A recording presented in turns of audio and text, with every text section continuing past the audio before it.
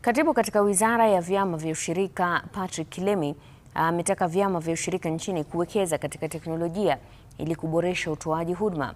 Akizungumza huko Mombasa hapo jana katika hafla ya kufungua kongamano la siku 3 la chama cha ushirika cha polisi, Kilemi amedokeza kuwa serikali inalenga kufanya mageuzi katika sekta hiyo kupitia mswada mpya. Naibu Inspekta wa polisi ametaka maafisa wa polisi kuwekeza kwa maisha yao baada ya kustaafu. Ni katika hafla ya kufunga kongamano la chama cha ushirika cha maafisa wa polisi ambapo Wizara ya Vyama vya Ushirika nchini imetaka uwekezaji katika teknolojia ili kurahisisha utoaji huduma kwa wanachama. Kulingana na katibu katika wizara hiyo, serikali inalenga kuleta mswada utakaohakikisha vyama vya ushirika vimekumbatia teknolojia. The committee of experts to look at the act, we will be submitting to parliament amendments to that act. We have approval from cabinet.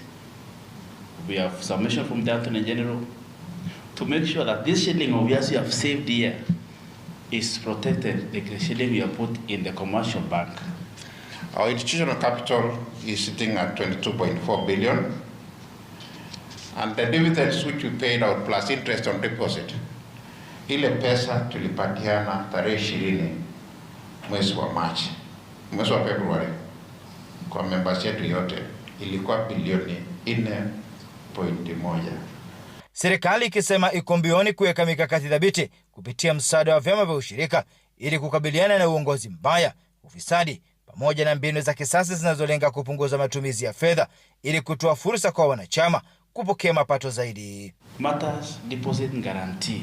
It is you not worry about your deposit. You not worry who your director is or who the CEO is.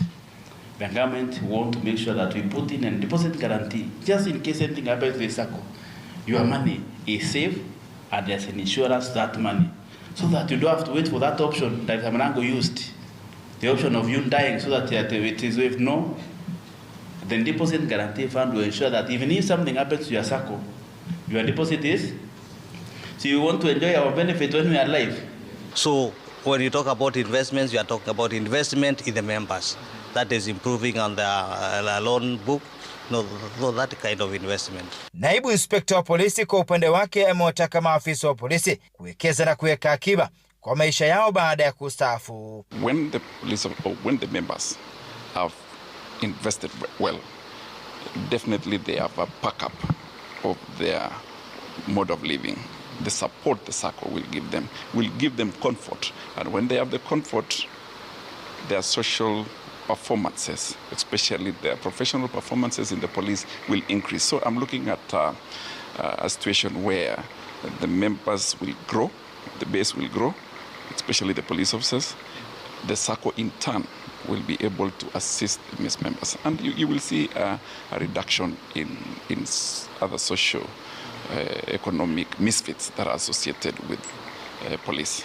Baadhi ya maafisa wa polisi walitunzwa katika hafla hiyo iliyoleta pamoja wakuu wa asasi za usalama pamoja na sekta ya vyama vya ushirika nchini. Francis Mtalaki, Runinga Citizen, Mombasa. Na mtazamaji, kufikia hapo